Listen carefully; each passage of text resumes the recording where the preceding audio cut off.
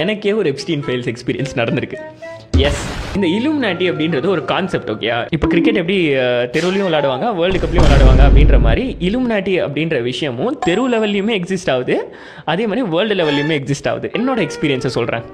நான் ஒரு குரூப்போட உட்காந்துட்டு இருந்தேன், பிஸ்னஸ் டீலிங் வந்து பேசிகிட்டு இருக்கோம். நைட்டு வந்து 1 மணிக்கு எல்லாருமே கொஞ்சம் இன்டாக்சிகேட்டடாக இருந்தோம். ஓகே, புரிஞ்சிருக்கும்னு நம்புகிறேன். இப்போ பண்ணதெல்லாம் எனக்கு ஆக்சுவலாக ரொம்ப வியர்டாக இருந்துச்சு. திடீர்னு வந்து அசிங்கப்படுத்த ஆரம்பிக்கிறாங்க.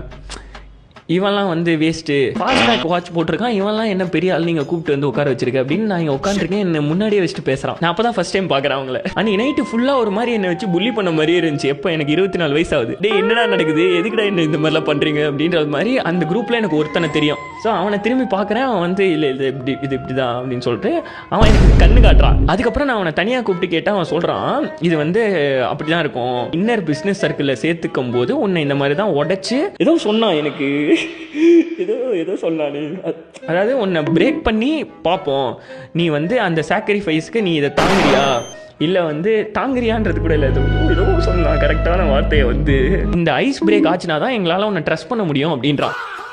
இதே தான் அந்த இலுமினாட்டியும் கரெக்டாக, நீ வந்து இந்த குழந்தைங்களை கொன்று சாக்ரிஃபைஸ் பண்ணாதான் நீ இந்த சர்க்கிளில் இருக்க அப்படின்னு என்னால் ட்ரஸ்ட் பண்ண முடியும் அப்படின்றத தான் அவங்க வந்து சொல்கிறாங்க. நான் அங்கேருந்து ஓடிட்டேன். பட் இது சின்ன லெவல்லையும் இருக்குது, பெரிய லெவல்லையும் இருக்குது. இன்னும் நான் ஒரு கொரியாரன்ட்ட பேசினேன், அவன் எனக்கு இன்னும் சில விஷயத்தெல்லாம் சொன்னான். அதெல்லாம் சொன்னால் வந்து என்னையும் இங்கே போட்டு தள்ளிடுவாங்க அப்படின்ற மாதிரியான ஒரு சில மேட்ரு.